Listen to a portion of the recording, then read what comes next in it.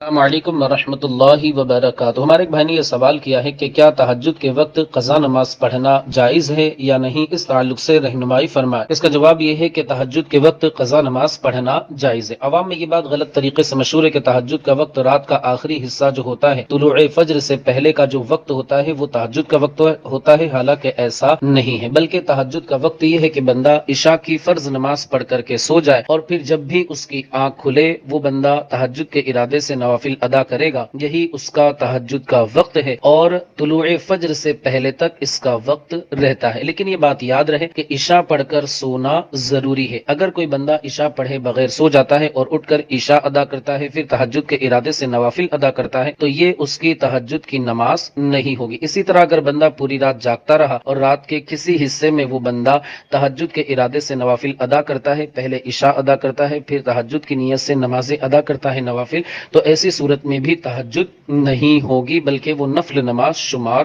ہوگی، دوسری یعنی رات کی نفل نماز شمار ہوگی، تہجد کی نماز نہیں کہلائے گی۔